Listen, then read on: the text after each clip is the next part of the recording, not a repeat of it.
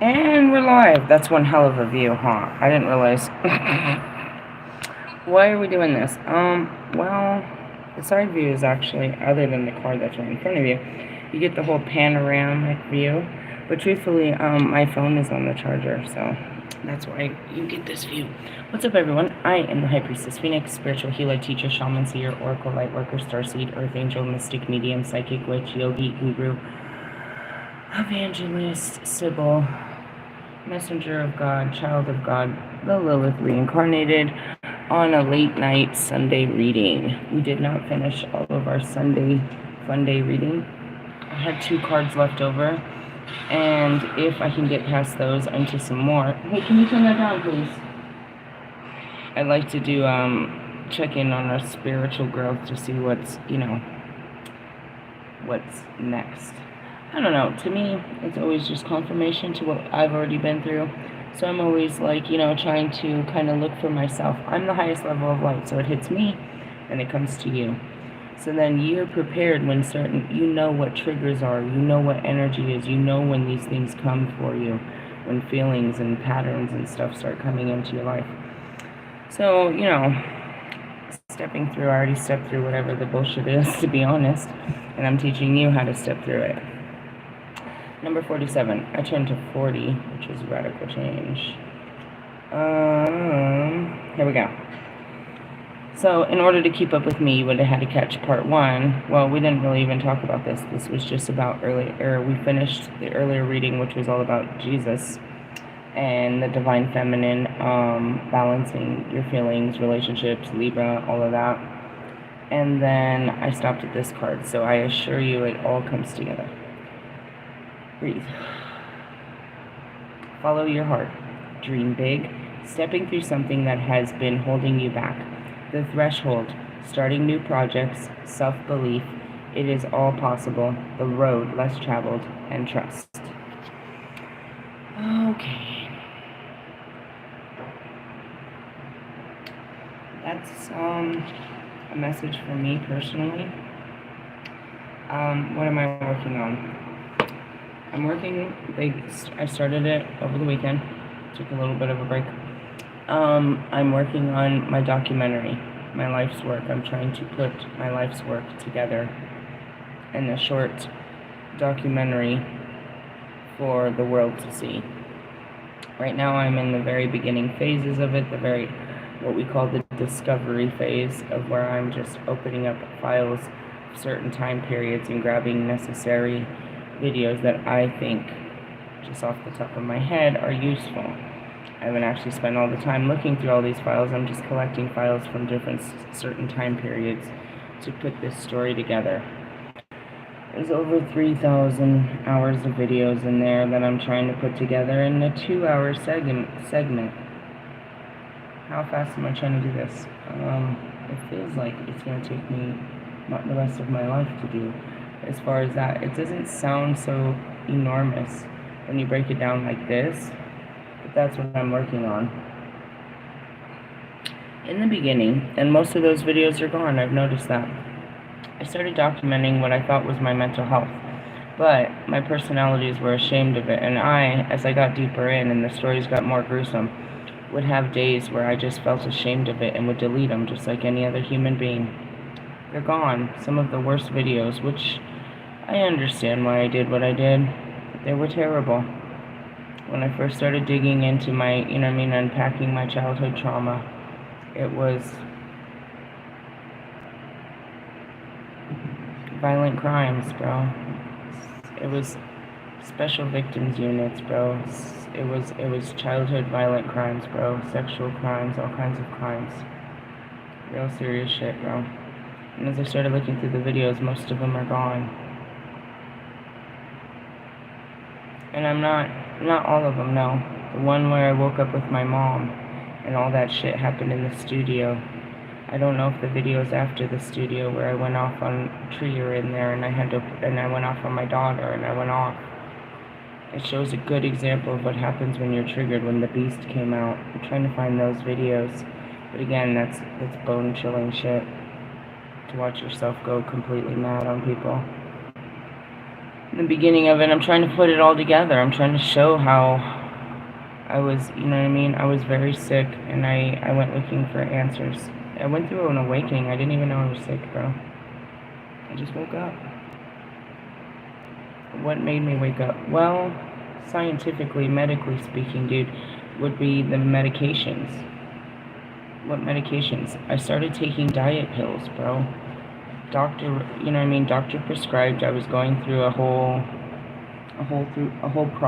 program, and they started, you know what I mean, prescribing me diet pills as part of the program.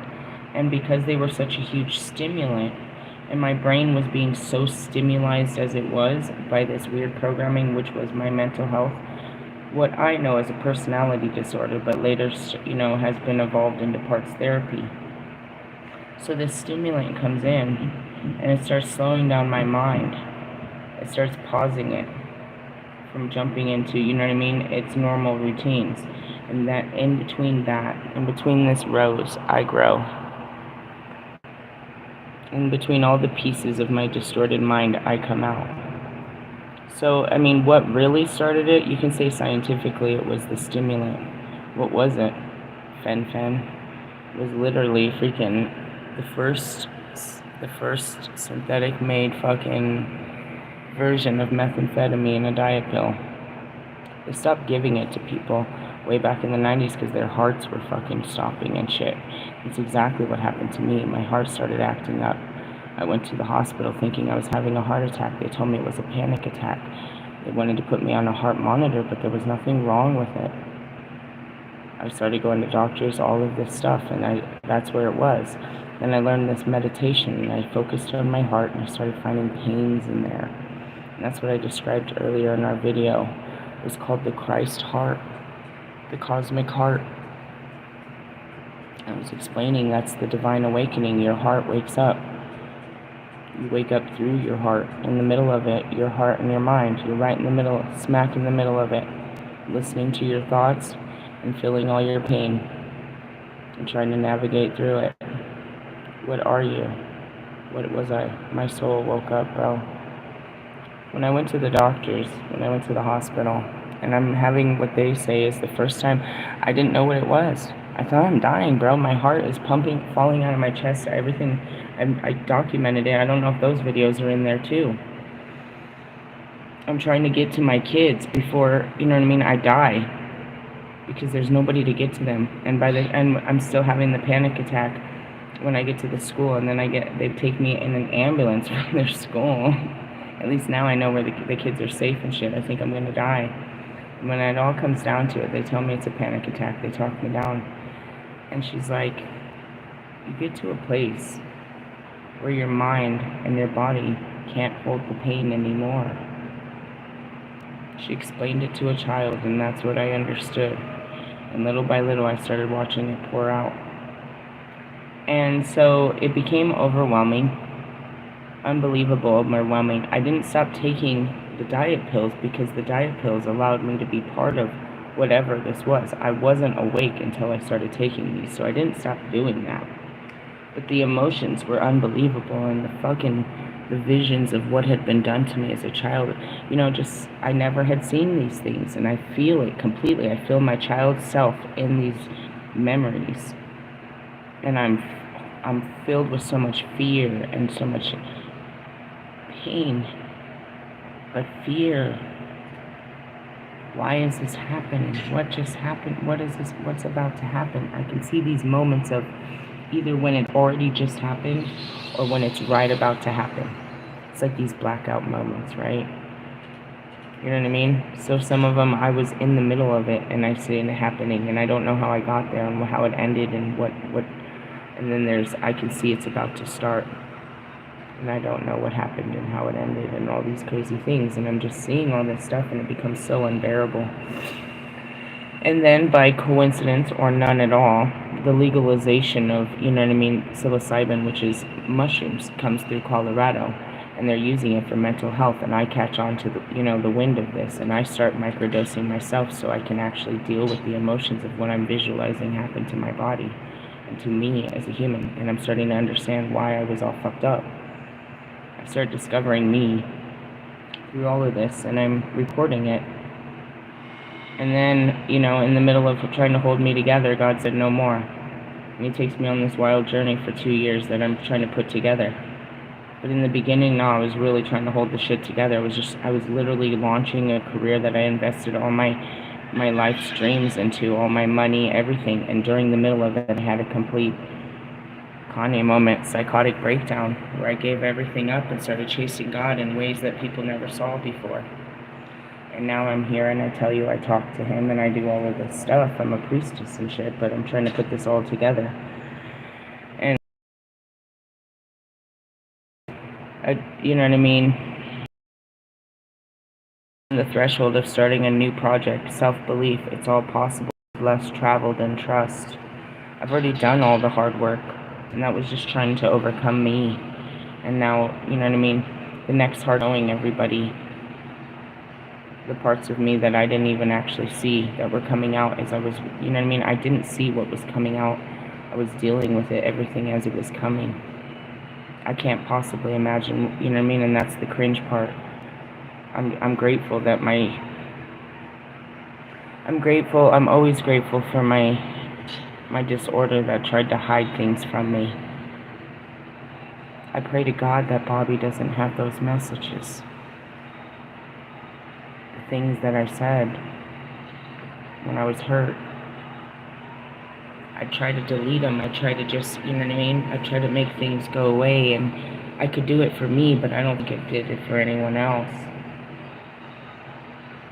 But it didn't really, you know what I mean? Like, I can remember my personalities fighting with him. I can remember a lot of things I've said to him over this journey, just being hurt and just wanting not to love him, just saying anything hurtful to make him just get out of my memories, when he's the only memory I have, and not even one. You know, that's the next journey. It's like, this is an amazing story, but it's me that you see going to war in there with myself and exposing every part of myself to the world. But I didn't see it as that I was showing. I mean, yeah, it would hit me the day after, like, oh God, I just told the world that, bro. I just told the world that. I mean, I wouldn't have time to even discover it before. I would just like I do now.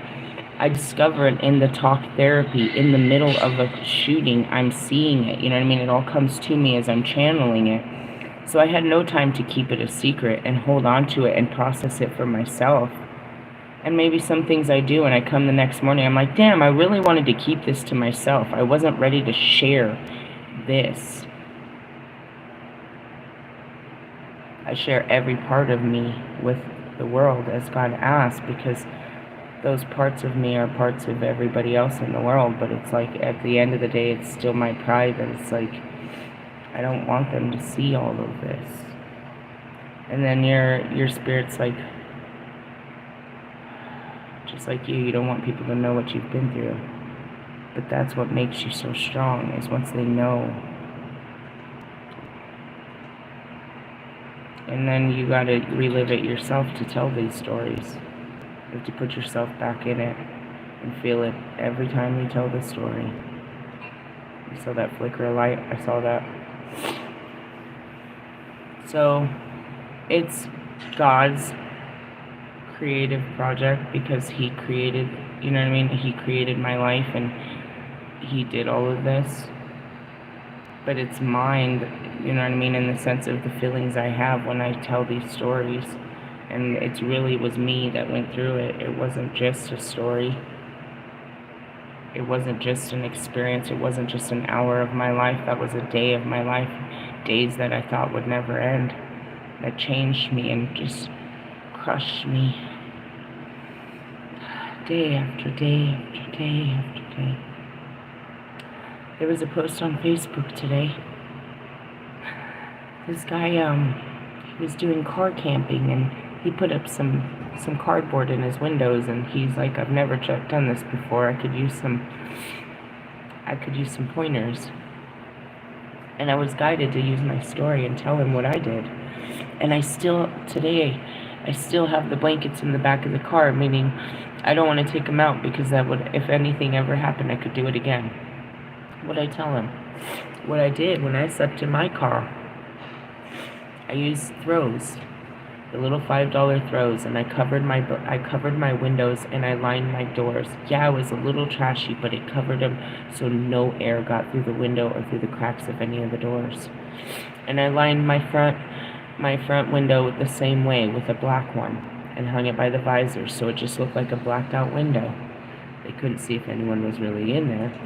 I lined my back window with pillows and I put all my cold stuff, all the stuff I needed to stay cold in that back window behind it, and it would freeze over. And I told him about that. I wasn't car camping.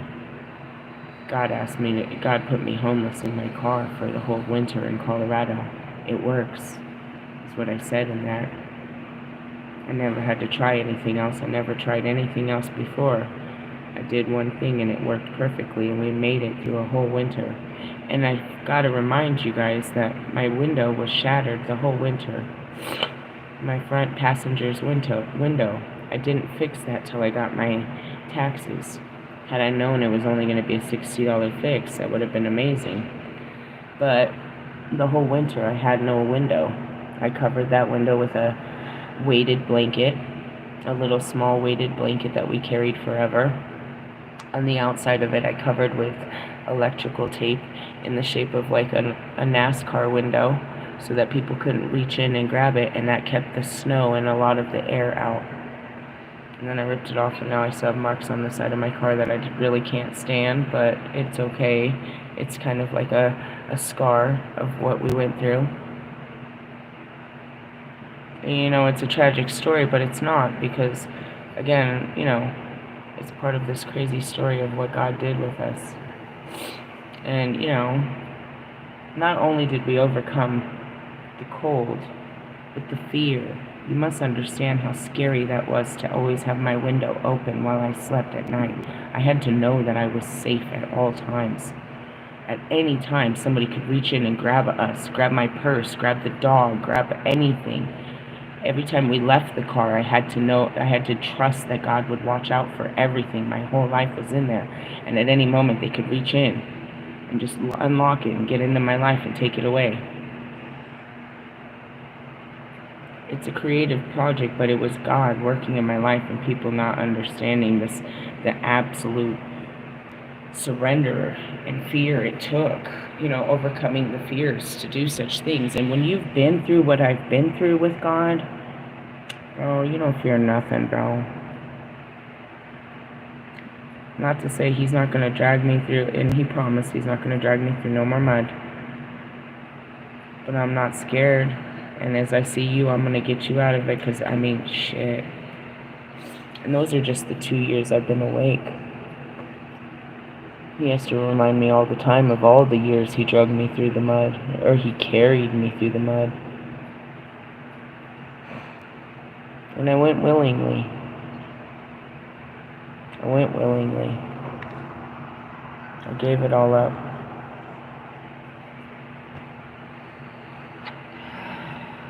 Let's get on with this. Stepping in and stepping up all those dreams or projects that you have been putting off. Now is the time to start, even if it's just one small element of the big picture. And that's it. Every day it's just a little bit, even if it's just, you know, some ideas.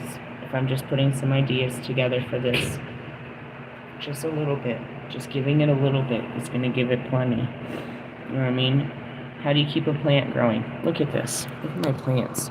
You can't see it, but now 2 of them have busted open, and the 3rd one's about to. Yeah, she's coming out. Isn't that pretty? Yep, she's opening. In 2 days. The Easter lily has bloomed twice. Two of her lilies have bloomed. Alright. You'll see in the picture there was only one that bloomed. Now 2 of them have bloomed. It's beautiful. And yeah, I know my roses are dead. They were dead when they were given to me. I still love them. I brought them back to life as much as I could, and I like the crispiness of them. They're almost more beautiful because they're dead. I don't know. Let's see. Although Just Do It has been coined by a commercial brand, it's some of the most fundamental mantras. We always have myriad reasons as to why today isn't the day. But remember, opportunity dances with those already on the dance floor. H. Jackson Brown Jr. And you will see it take on a momentum of its own. The right people, places, and opportunities will magnetize, and it'll start to come together. Don't be afraid to fail. The success we see around us has come from perseverance. Falling and getting back up again is part of the journey. That's my biggest story in the journey. It's like, dude, how does she just keep bouncing back from this shit? How? Because realistically, although my outside world looked very confusing, I did what God said and I trusted Him with my outside world. And when I was facing things of the inside world, when it finally came down to it and I still couldn't pick myself up, Kobe and Pac and, the Holy Spirit, I always say Holy Spirit, you know what I mean? Unless I know for sure it's individuals. It was like, they would constantly remind me that this is old. You've already survived this. How am I ever going to survive this? It's already happened.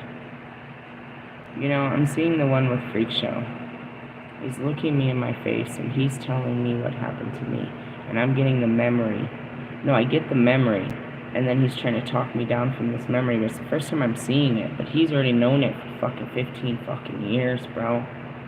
I'm sitting there looking straight at him, dude. I'm right in front of him.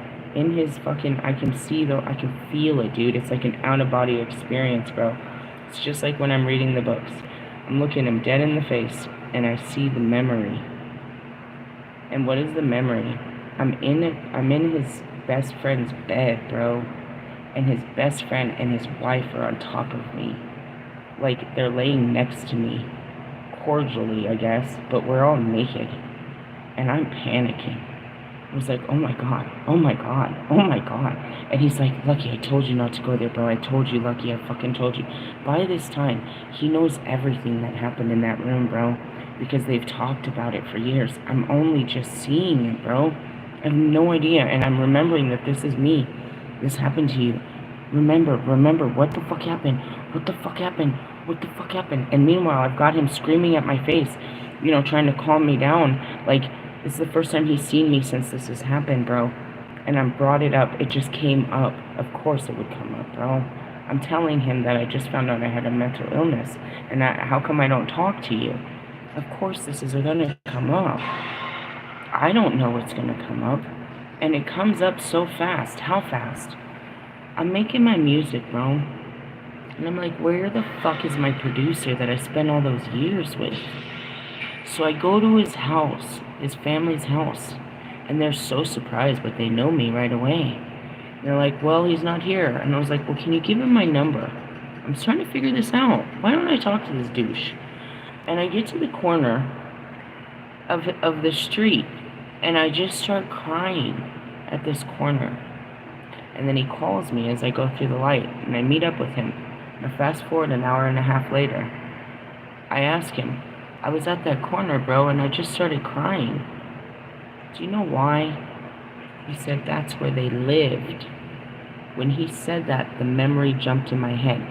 I still had the memory at the corner. I just couldn't see it. I couldn't see the memory, but I felt it when I was at that corner, and I asked him, why am I crying? Now, go back to what I do as a profession. I only have a feeling. I don't know where the fuck this is coming from. Go back to Bobby. I only feel this way. Tell me why I feel this way for you. Please tell me why. He couldn't tell me. And I kept trying. And I couldn't figure it out. And then there was nothing but, I guess, sex, according to him. And I just wanted the feeling to go away. I don't even know where it came from. Now going back to it, so it's like, I asked him, why was I crying? And he said, because that's where they lived. All he said was they, and it's a flash. right there was literally, they lived across the street from the bar where they took me from. That's not where they took me, though. That's where their parents lived, bro. That's where Baldo's parents lived, was on that corner, across the street. So we'd always have all the cookouts and shit. But he lived down off of fucking that one street. I can remember the street and it being scary. And so I remember their house, a couple little things about being in the house, and then this vision of being in their bed, and I'm panicking. And there's all of these fucked up ass fucking things that throughout this journey where you're like, I see them for the first time ever, and I'm telling the world what I'm seeing, and I'm trying to cope with what I'm seeing, and the world is hearing me, and it's whoa. And I went looking for a lot of those, and a lot of them are missing. All kinds of shit. But it's probably better. I understand why my brain didn't want nobody to know that anymore. Didn't want anyone to have to know that about me. It was, I was still weak and ashamed of what had happened to me. I was very ashamed. If anybody finds this out, they're gonna judge me.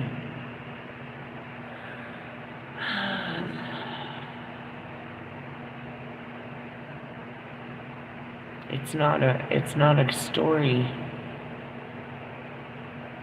I mean, it ends well. All's well that ends well, which is I'm here, and I'm healthy, and I'm happy, and I'm hopeful, and I'm faithful, and I can teach everyone, and I'm, rehabilitated, and now I'm spiritual. But the place I came from to get here is what's the story, but it's not a beautiful story, bro. The beauty in it is what God can do with a very broken person. But it's not just that. It's the story of how Lilith had to overcome her karma in her life. It's a true story.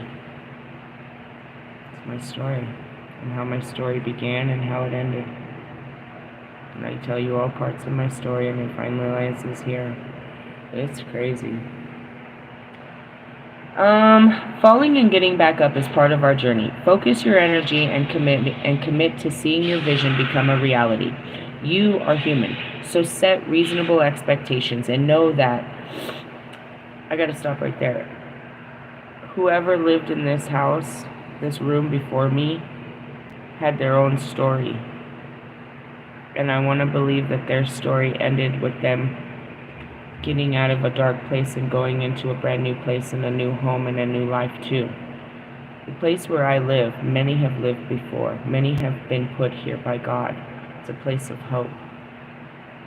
Right? I just want to show you that. It's like, I had to humble myself. I said I would never go back to homelessness. I would never go back to shelter life. I would never, be that person. Only to actually become that person and be grateful.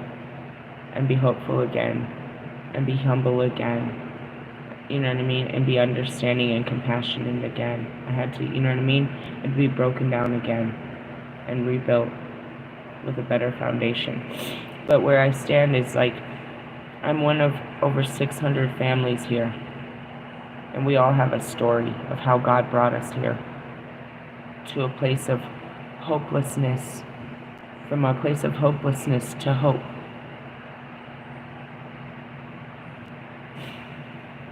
We're here now, but He's done that to families and people since the beginning of time. He brought them from hopelessness to hope. I live in a community of hopefulness. We're all hoping. We're no longer hopeless. We're all hopeful. Do you understand that? Everybody that lives in this building is hopeful and grateful and humble.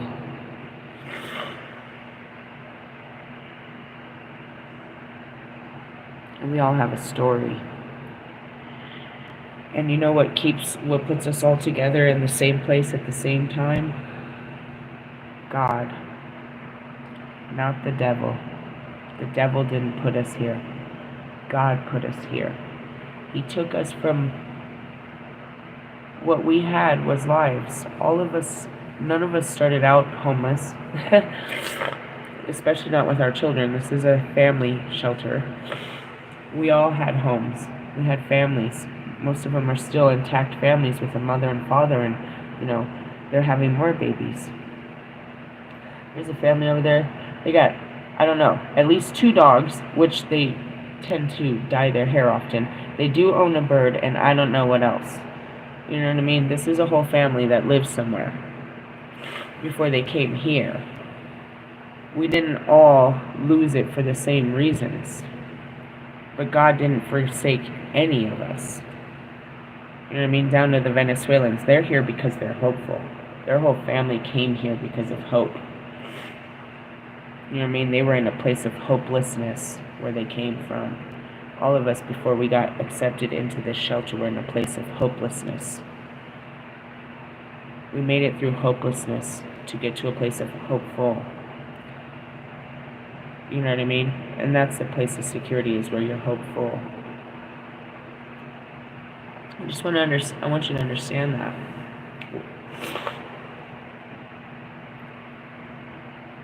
You know what I mean? Like, we all have stories that we're not so proud of, but those are the stories that God put us through. Those are the stories He wants us to be proud of, is what we've overcome, and how many couldn't, and how many have, and how many more still will endure this story. Many people, you know, the more that our president is, the more jobs that our president takes away from people. The more people that lose their income, the more they'll lose their housing, the more they'll lose their security. You know what I mean? The more humble they'll become. Everybody has their reasons, but when you see my story, you'll see I did this because God asked me to. Nobody told me to stop working. I wasn't addicted to drugs where I couldn't do it. God told me not to, and it was one hell of a fucking fight. He told me to give up everything. Whereas everybody else, He took it from them. He took everything from them. To think that I'm on a higher, you know what I mean, that I sit at a higher throne. What did He do to Jesus, bro? He's going to take away the life He gave you. God giveth, God taketh, as they say. But He's going to give you a new one. I don't have the same story as these people. But that's what's cool, is because you can have, through my story, you have compassion for all people in all walks of life that I cruise through. You know what I mean? It's quite amazing. And you'll see, though. You'll see how they don't tend well to the Holy Spirit. Alright, let's get on with this. Let's see. Where was I? Jesus, where are we? What page? What day?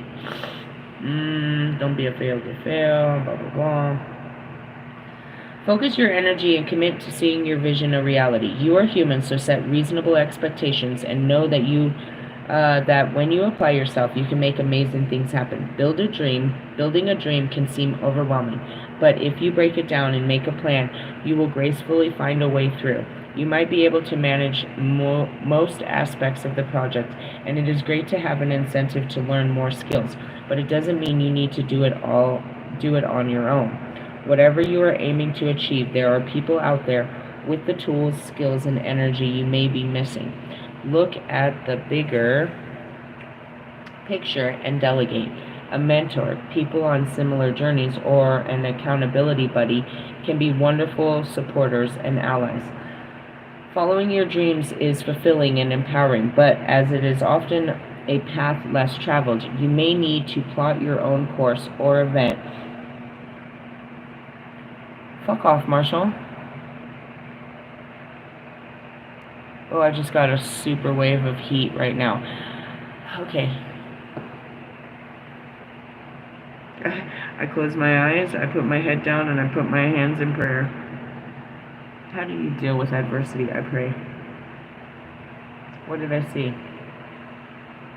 Marshall was supposed to release a documentary about the stands, and they showed me he stole that idea from me too. You're not the only one, because so did everybody.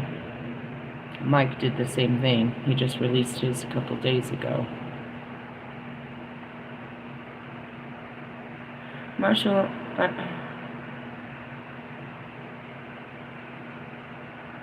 I'd like to say I'd never expected this of you, but why were you set apart? I set you apart. There was no reason to believe that you were any less slimy as these motherfuckers. Hey, speaking of which, never mind, I'm not going to speak on it. I'm not going to speak on it. Jeez, Marshall, you stole all my ideas too, bro. No wonder you won't speak to me, because you know you're guilty of what what everybody else did to hurt me. Fuck. You're such a douchebag, bro. I didn't realize that. Yeah, he came out with the idea for the documentary after mine. He stole a lot of my creative ideas. But again, I witnessed that he steals a lot of artists' creative ideas. Oh, Marshall. Is it you, or is it Paul? Is it your team? Oh, man. Tell your story. Go right ahead. It doesn't matter. Everyone has a story to be told. It's just the fact that, you know what I mean? Such a thief in the night. How saddening. You didn't know that? No. There's a lot I didn't know what was going on around me. I only worry about me. He makes me look at you, I give you that much energy, and I'm back to me. I know you wish that I spent a lot of time daydreaming and stalking and, thinking about you and pulling cards and love potions and hexes, and no, I just don't. Imagine the hour or two he makes me focus on you, how painful and overwhelming it is. Do you think I really want to deal with you regularly? I wake up with you and I want you just to go away. I'll do anything to get you out of my peripherals, out of my visions, out of my feelings, out of my energy. For these specific reasons.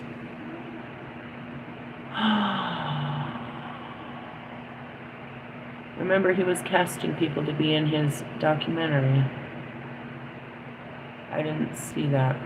I've talked about this since the beginning. But again, he also took my idea to perform at Formula One. He took the words, abracadabra, Hebrew for with my words I'll create. He took those actual words and recreated someone else's songs using someone else's teachings. He recreated Russ. He recreated the whole experience that I had with Russ. In essence, why did I set you apart?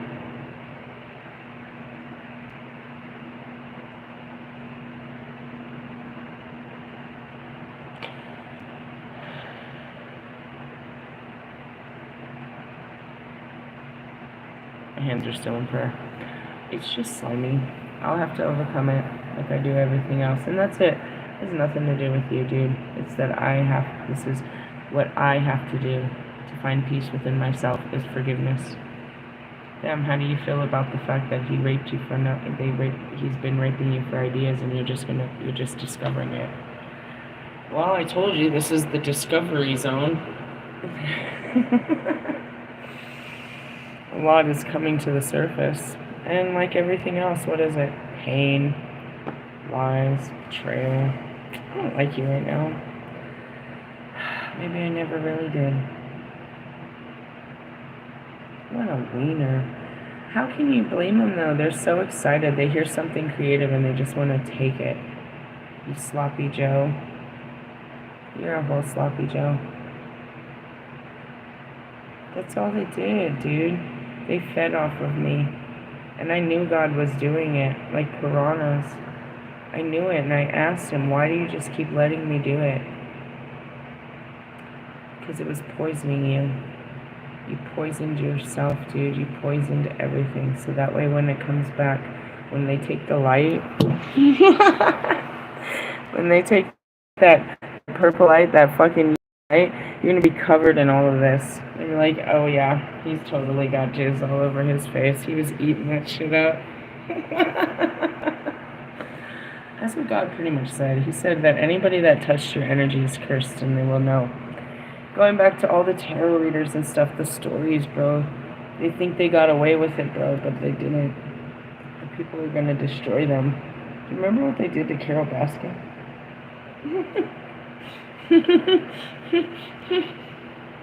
Amelia, sing the Carol Baskin song. Carol Baskin. What did she say?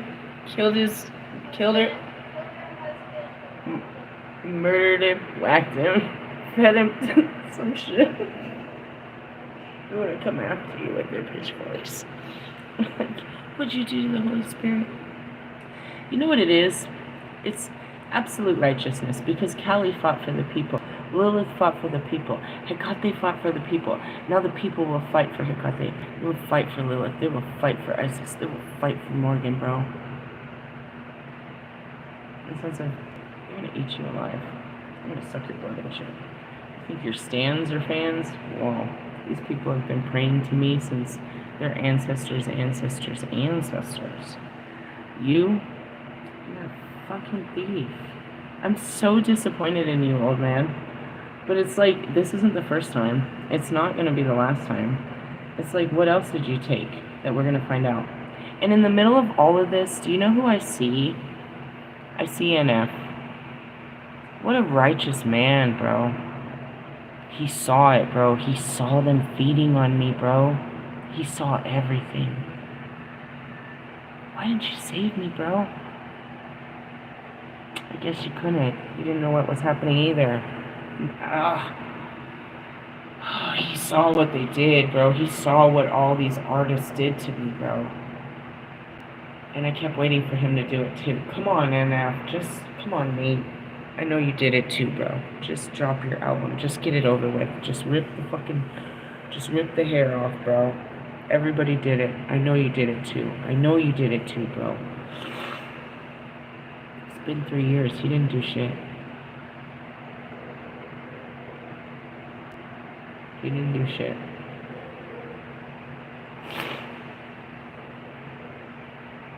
But he saw it. They all did it. Ali couldn't wait to write a song. Couldn't wait to make a t-shirt. Couldn't wait to fucking put it as a clever tag. Couldn't wait to write a song. Let me create a beat to this. Everything, bro. Like, it was a fucking feeding fest. And you wonder why I felt so drained. Get him off of me. Get him off of me. Get him off of me. Get him off of me. They're fucking wearing my skin. They're wearing my words. They're fucking dressing up as me. They're parading around as me. Man, those costumes you wore are totally in the Hall of Fame.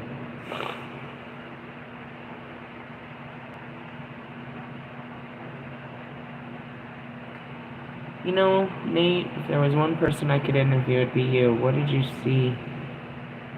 I wish I could interview people. What did you see while I was doing this? What did you think? How did you feel watching me do this? Later they'll interview people. I told Mr. Plum that. Later they'll come to you, Mr. Plum. You'll be famous. The famous Mr. Plum. They'll ask you if the stories are true. I lived in your house. They'll ask anybody that ever met me. Once they know I'm true, they're going to want to know about the people. They want to hear the stories. And that's how the Bible was written. They knew Jesus was true. Tell us about your version of Jesus. And those are all those stories. Matthew's version, Peter's version, John's version, Timothy, all of it. They told their stories of, you know what I mean, when they met Jesus.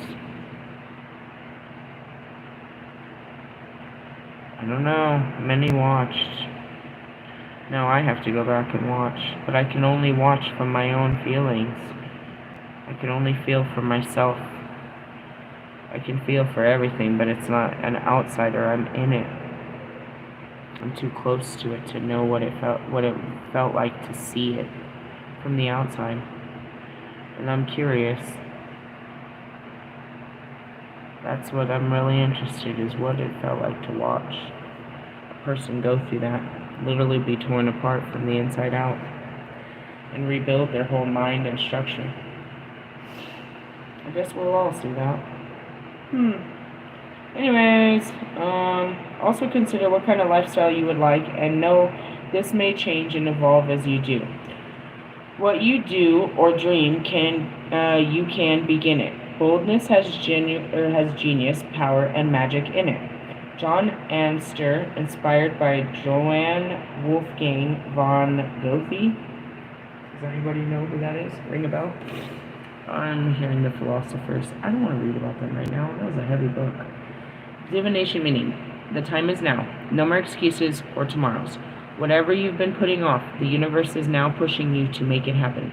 You may feel a little outside your comfort zone, but that is where the magic happens. Take a leap. Combine your intuition with a plan of action. Break it down and trust the puzzle will come together piece by piece through the courageous act of making a start. On page 122. The next one is 123, and it's surrender. That's pretty much it. You only have one piece to the puzzle. You have to trust in this piece. God only gives you one step, and you have to take that leap of faith into that first step. And you have to stand there until He tells you where to step next, and not step all over it or go stepping backwards. You know what I mean? It's very difficult. I don't know, we're deep in this already. I felt myself crying, all kinds of shit. I have another card that's sitting up here. I'm just trying to clear out my cards. We talked about Ishtar. Wow. Well, a fire agate, Sekmet, passion of the lion heart. Interesting enough, my Sekmet is part of the goddess energy. She's part of the royal family. I don't have all of her cards up here, but I do have these. Oh, don't knock everything down. Let me see. She's right on top, bro. Warrior goddess. Sekmet, the lion-headed goddess, determined a person's good or bad fortune. Oh, this could be kind of fucked up for you. Sorry. Sorry. Not sorry. Well, we talked about that in our, I think that was yesterday's video, about fate and whatnot. Oh yeah, blessings. It was the Egyptian energy. This is where we read it from. Number 39. 38? No, 39. On these cards, we work our way backwards. Why? I don't know. I really don't know. Which ones are they? The crystal mandalas. They teach you about number frequencies, goddesses, ascending masters, and archangels, I think. Alright. Passion of the lion heart. We bring you the empowerment of passion of the lion heart. Through passion, you will dedicate yourself with an intensity and discipline that may surprise you. Passion is love activated. It is the energy that moves from within and empowers you to act in the world in ways you would not otherwise dare to even consider. Well, we spoke about that earlier. That's your heart. Your mind's telling you, no way, don't do this. This is really a no-no. But your heart's like, I gotta do this. I'm gonna do this. I'm going to do this. And your brains can only stop you so far. But then your heart takes over and you jump into passion. Passion gives you strength, plugs you into the eternal energy of sacred fire, and generates the ability to accomplish tasks you may have once have not believed possible. With great passion, there can be great pain. The heart that loves wild and open is also the heart that can feel disappointment, doubt, and most keenly. The empowerment of the lion's heart strengthens your heart to recover from any pain through the power of courage, commitment, and bold, loving devotion to what matters most to you. I'm seeing the artificial heart that I pulled in my Friday reading, my shadow reading on Patreon. It's like your heart. You want a heart, but you don't want to listen to it. You want it to only feel good, but it feels all things. You know what I mean? We were talking about that earlier, the Christed heart. the cosmic heart. It's like, it feels all things, not just good. On page 177. There are those that will be led through life by a cool light of their inner knowing, and those that will be led by their heart, by their dreams and aspirations. Those led by their heart need passionate purpose, a sense of meaningful motivation, desire to gain energy and accomplish great things. They have tremendous divine potential because they are less limited by the constraints of the mind. My mind, okay, that's not true. My mind was very constraining and very much told me that I should not, could not, will not do such things. You have to overcome the mind. How do you overcome it? Nurture it, comfort it, reassure it. You can't overpower your mind. You have to soothe your mind. You have to be very loving to your mind and calm it down when it's acting wild, just like a mother and their child. Your mind is that of a child. Your heart is all-knowing. It's very inner child too. Where the mind may, and that's sometimes where you gotta listen to your mind. Your mind's like, nah, you need to chill and not eat all of that because you're gonna have diarrhea later. That's pretty true. My heart really wanted to eat all of this, but you're right. I'm gonna have indigestion or something because my mind knows best. And that's where you work with the two of them.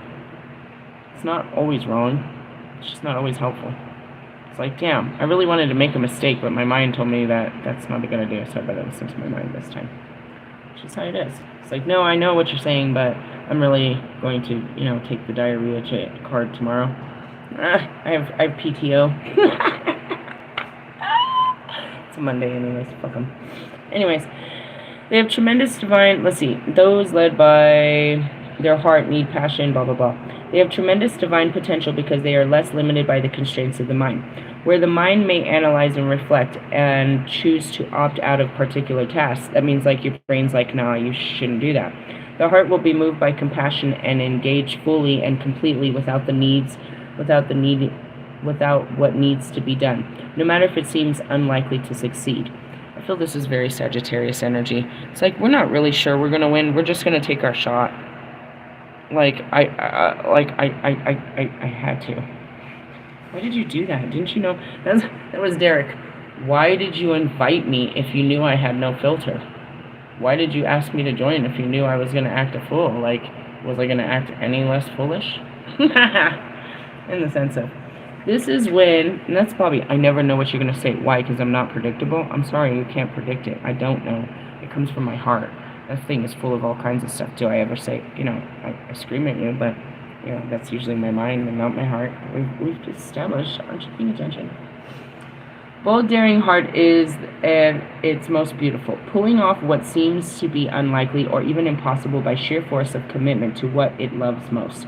The passionate heart needs reassurance too, however.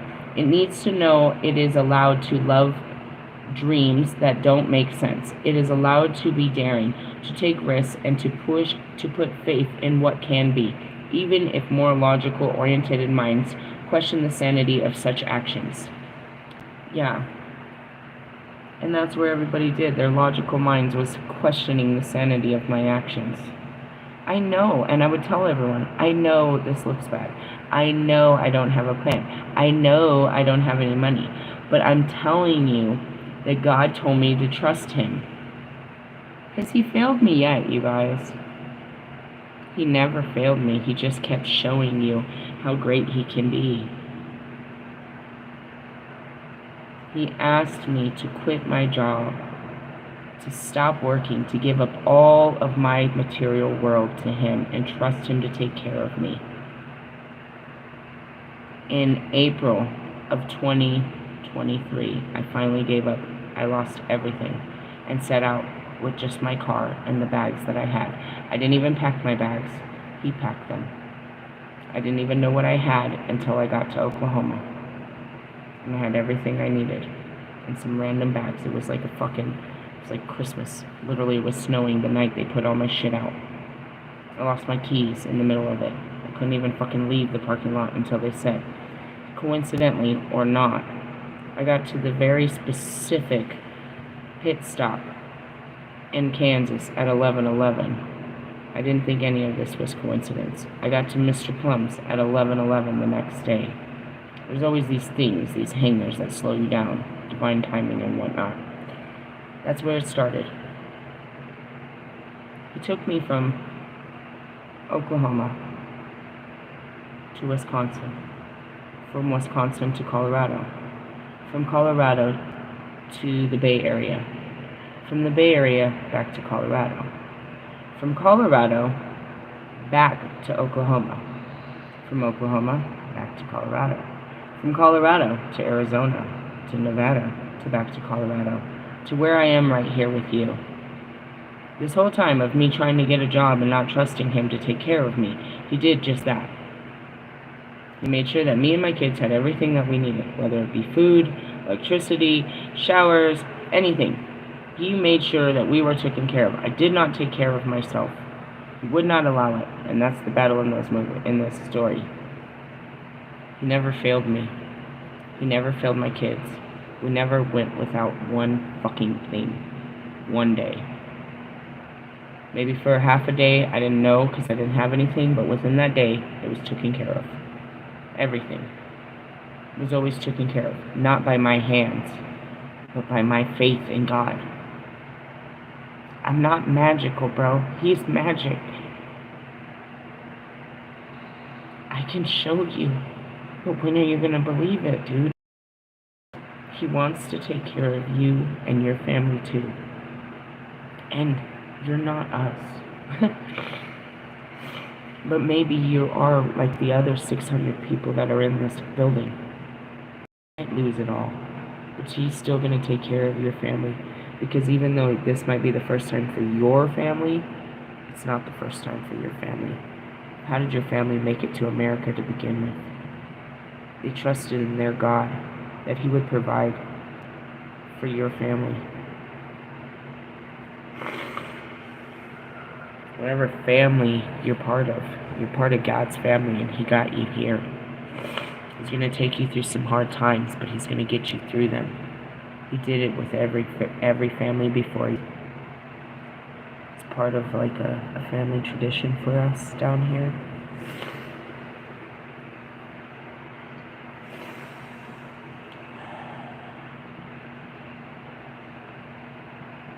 I had 39 years to show you. I had a house, and, Bobby saw it. Many people saw what I had to show from my own hand, what I could do with my own hand without letting God have a hand in it.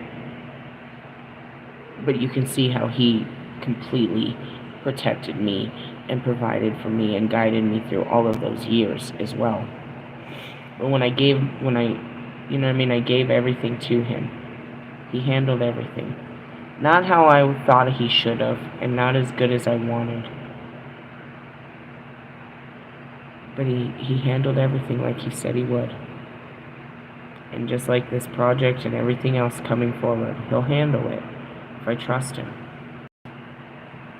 And it wasn't magic trusting him. It takes everything inside of you to trust in something you don't believe or something you cannot see.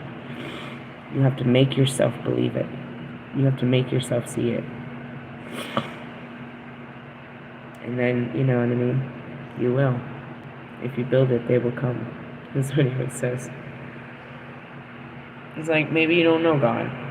Nah, most people don't. But they believe in it. That's Sheldon. You think you're questioning my sanity, but you send wishes to an invisible man in the sky. Talking about praying to God.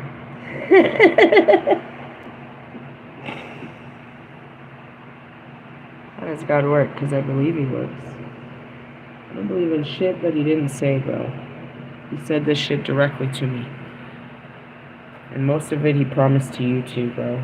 These are all just promises, bro. Let's say, do you believe in his promises? He fucking promised, bro. You fucking promised. I believe you. Don't fail me now. That's it. Don't let your faith fail you. Don't give up faith. And you know what I mean? He'll never fail you. But that's where the magic happens, you know? Alright, let's move on. Great change happens when wild dreamers let their love loose in the world. Their passion of the lion heart can inspire a meeker soul to find the sassiness and spirit they didn't even know they had, and join the wild lion army of sacred soul warriors fighting with peace for love on earth. This oracle comes to you with a message. Trust your passion and your heart. Believe in what moves you most. The desire in your heart are there by divine design. They are there, they are as they are meant to be. You are here to further your journey of trusting in the heart. Whether that means you have been a raging divine lion for many years, or you're just starting to wonder if you can turn your quiet truth into a mighty roar. You are being invited to go deeper into the passion of your heart and live your divine purpose with courage and conviction. Why do you think they interview celebrities? Because they want to know your story. They want to know your side of the story. Everybody has a story. How many of them are being truthful?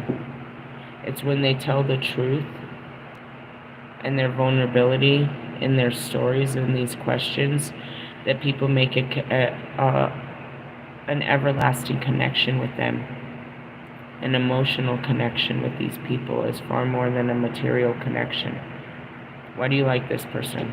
Well, I don't really like their music, but I like their story. I like where they came from. You know what I mean? Like going back to Cardi. People love Cardi because they love her evolution of what, you know what I mean, she had to fight through to become what she is. You know what I mean? They like this. They like the tenacity. They relate to that story. You know what I mean? She's a voice to people like that couldn't overcome. That, you know what I mean? You know, she's a women like her. You know what I mean? And that's just what everyone is you can be a voice to people. You can be that voice, but, you know, or you can wait to hear someone speak your story for you and you can be inspired by their story. But it's truly your story, too. The words you will not speak. Let's see here. Something about your lion. Your quiet truths into a war. Yeah. If your heart is tired, broken, overwhelmed, despairing, doubting, and suffering from compassionate fatigue, where you know you still care but you can't summon the energy to feel anything right in the moment, this oracle brings you comfort. Rest, heal, replenish. Your passion has not faded, but you must give yourself the time you need to recover from your remarkable exertion. All your passions to motivate you, not burn you out. Take all the time you need. Allow the divine to heal you, and know your shining lion heart shall burn bright with energy again soon. And that's me. I got burned out. I burnt myself out within 2 days of it. And like yesterday, they were like, take a vacation. And today, they hit me with a fucking moon cycle. And it's like, oh, you know what to do with this. Rest.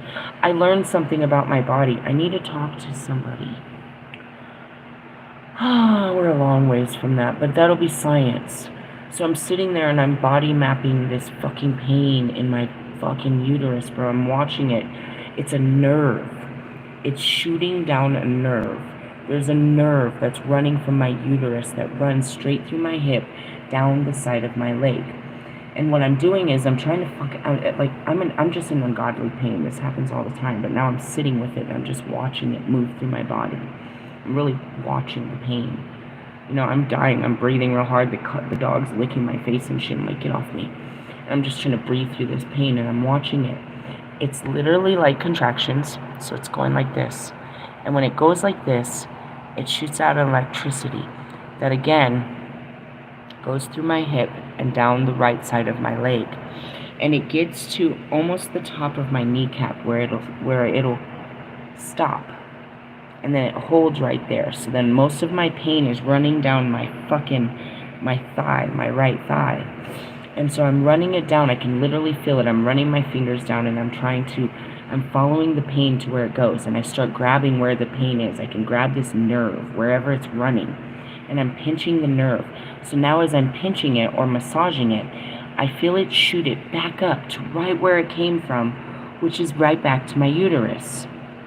So now I'm seeing this pain shoot through my uterus down to my kneecap and me shoot it back up. And now it's become a ping pong. I'm literally pushing this pain back and forth. Okay, I know what it is and how it's moving. I need science to show me what it's moving through. I can literally map this. Why is it going to here? Where is it coming from? It's connecting nerves. These are nerve endings, bro. Women can't describe cramps, what it is. You know what I mean? It's a pulsating. Now, is it a pinging? Is it a stinging? Is it a burning? Is it an aching? Is it a tension? Is it a pressure? That's what I mean, is I have to find words to describe feelings. So I learned that today. I'm sitting there, I'm laying there, and I'm fucking dying. Like, oh, fuck, this really hurts. I threw myself in the bath, one of those. I'm curled up on the side. You gotta do everything. You're doing everything to try to make it.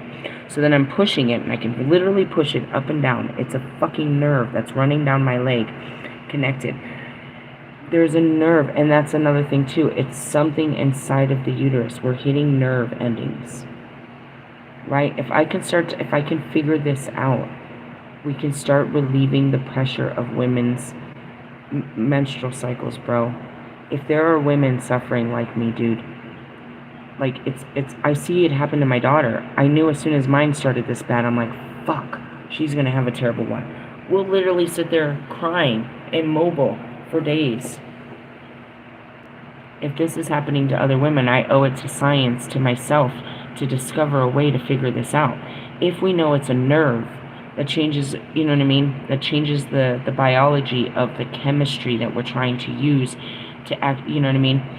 If you're taking like a painkiller and stuff like that, that's just a numbing that hits a certain part of the brain, but we're talking about nerve endings. So what we're talking about is acupuncture in a sense. If we can find where this nerve starts and ends and where the electricity is traveling, we can redirect the electricity. We can reprogram the electricity. First, we got to see what's pushing it. I can tell you what's pushing it. As soon as the uterus is full, then it starts hitting nerves, and these nerves are sending, you know what I mean? That's pretty much what's happening. It's sending all of these fucking frequencies throughout our body. Some are going to the brain, some are going to the stomach, some are going to different things. I'm mapping them. I'm trying to see where it's sending. And then I read this book, right? So another thing that happens when I get a period, I get this vision, and it's creepy. I get this vision, and I know it's myself. It's a small version of this life. It's a small version of myself as a little girl in a white dress. And it's like someone looks over and it's like, what are you doing? And I look up, and my hands are covered in blood. And I've been stabbing my stomach. I've been stabbing my uterus with this smile like I knew exactly what I did. So I Google it this time while I'm laying in bed, and it comes up with all these crazy stories, but then it comes up with this book that they studied and how the uterus had a language of itself and how it could literally drive a woman mad and all of these things. And it's like our body parts, you know what I mean? They say, there's this book that says the body keeps the count. There's all these hidden stories, you know what I mean, hidden things in our body parts, and that's what I know of chakra cleaning. But now I'm into something else. I mean, the womb, obviously, where I keep all of my secrets, you know, all of my pain, literally down to the sexual trauma, is in my womb. Right? So we're reprogramming not just the mind, but I have to reprogram the womb, too. Think about this. Think about it. This is difficult to say. If my body had, you know, survival techniques to how it overcame pain, this is a pain. Sex is a pain. So that way, my womb has its own way of reacting to the pain. My brain acted, the organs act, the body acts, the mind, the body, and the spirit all act different. You know, have a different reaction to every experience. So we have to reprogram the brain, you know, with the body to work with the spirit, right? So I'm on to something scientifically. I'm on to something bigger than myself, kind of. That's where that came from. And that's where it is, the rest, heal, and replenish. I couldn't do anything today if I wanted to. I did the minimal, and that was more than enough, and it knocked me down, which was vacuuming and shit. You know what I mean? I can't do too much when I'm like this, and I've learned not to push it. So again, like, I didn't work on my project yesterday much because I did amazing work on music in the morning before I was let out, so there was creative time. And then today, not much. But that's it. It's the delegation of your time. You can't be mad that you didn't have creative time when now you have recovery time. And you had cleaning time, and you had this time. There's only so much time. And how much energy you give to each time. It's like, dude, I may have only given an hour of cleaning time, but my physical body was not at 100%, so that hour actually took out 6 hours of cleaning time on my body and my time scale. Where this hour is going to fuck you up. The recovery of this is going to take 3 to 4 hours. Meaning I just kind of was a lop after. I didn't have I pushed my body too hard, so then my uterus and everything else shut down, and I just was fucked off.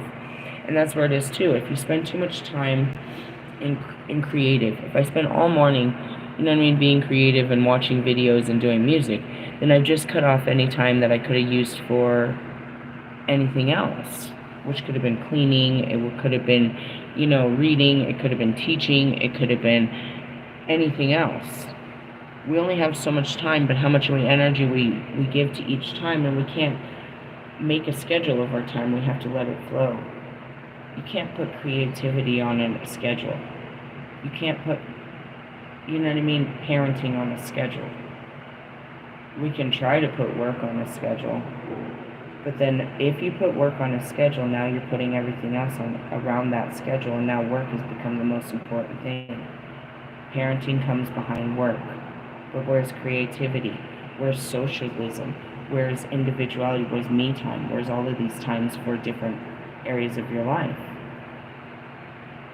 If you're giving 40 to 60 hours of your time already to work, now that it has drained you, even you only gave 8 hours, but it drained you. Every 8 hours, your first 8 hours of every day is already sucked away all your life, and you're expected to come home and have kid time, plus wife time or husband time, plus you time, plus gym time. Don't forget to pray. Don't forget to make food prep for tomorrow, and laundry, and take out the trash and walk the dog and all of this shit.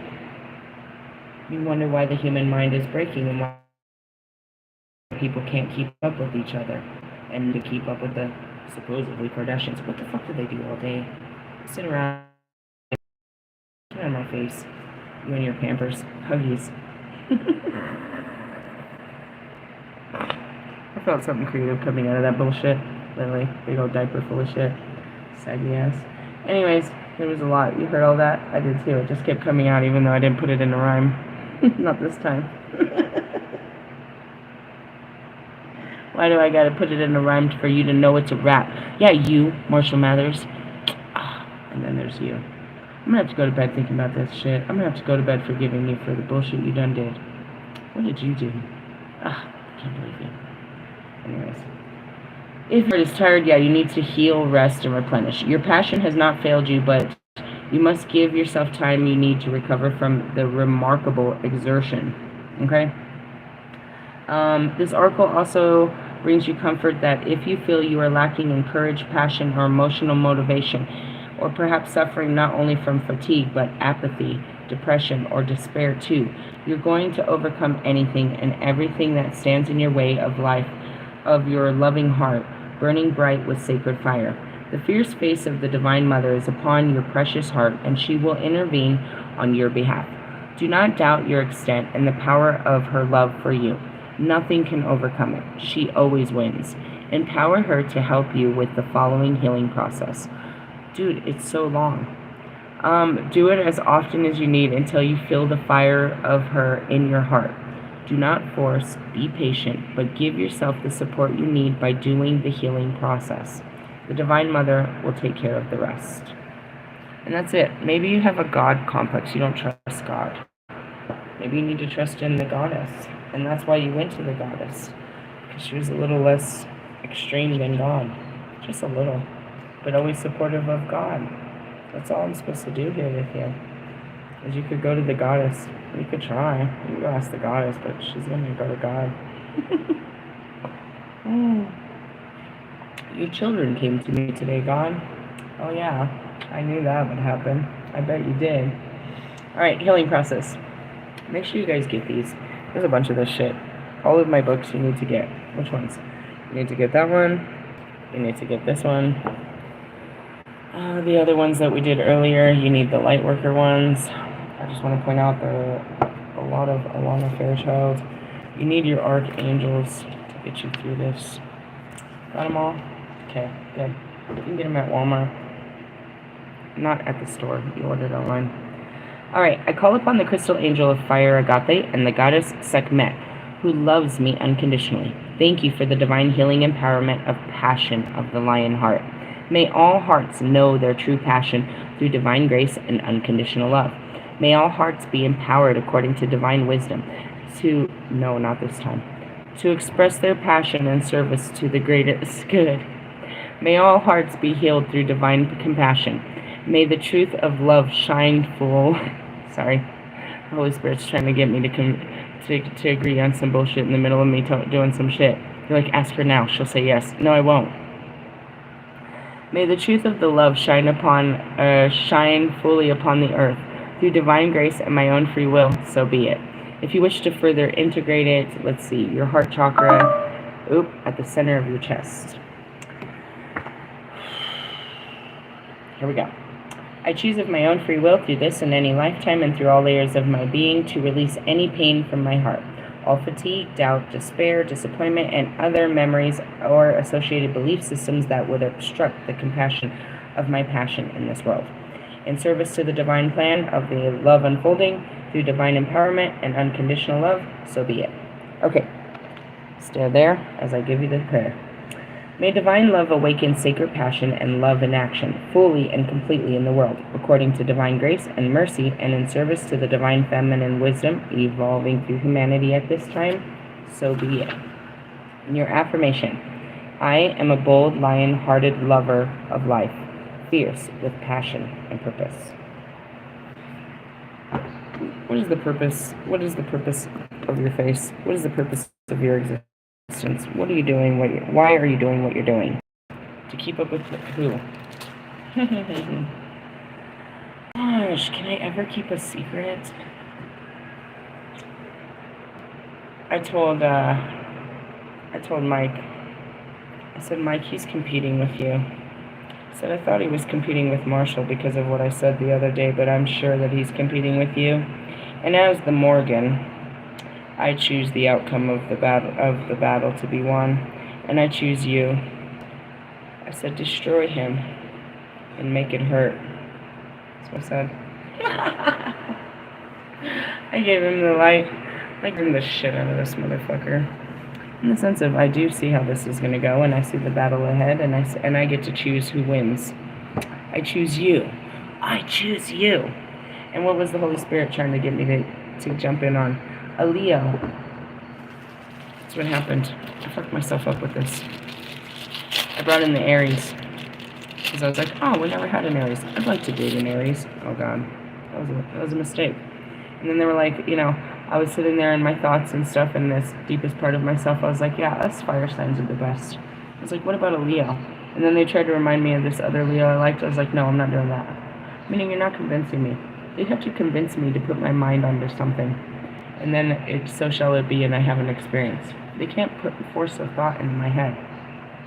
They can put it in there, but they're not going to make me think about it too hard. I have to decide of my own free will if I want to give this thought. Any energy. Think about that, guys.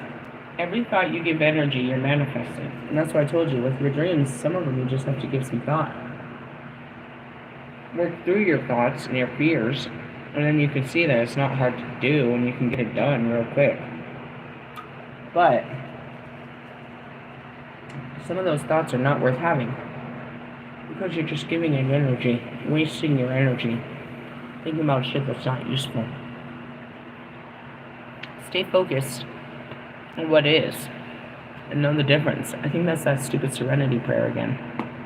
As you heard, my phone is dying. This is a good end to the thing. I didn't give you a spiritual growth. We're growing.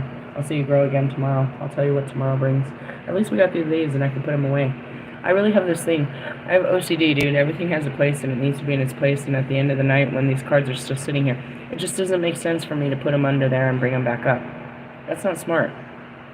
Just get it done. Put it away. Let's put it away now. And that's it. I've cleaned my whole house, but I still had cards sitting on my altar and I didn't like it. You're like, you that serious? Yeah, come here and watch. I'll show you. I'm very clean. Munching. Cleanliness is godliness, bro. Clean your fucking chakras. Hey, I love you. What the fuck were we talking about tonight? Projects and being proud of you know, the work that God does in your life and sharing it with people and shit. I don't know. And then you got these assholes that just work and want to, you know, force it on you. Oh God. Like Kanye and shit. He who must not be named. These guys are idiots. Again, I've chosen who I want to see win at the end of this year. That's not you, Lewis.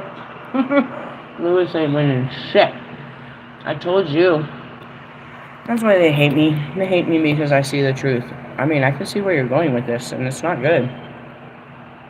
Leave. That's no longer serving you. In the sense of, you're going to complete financial failure. He's going to financial success. I mean, what's the difference? Intention? The reason behind why you're doing what you're doing? We're all doing the same shit. Who wins? Those that are true of heart, douchebag, that do what they love and not just do it because they love the attention. Are you warming up to him? I mean, as warm as an ice queen can be. Hey, later, haters.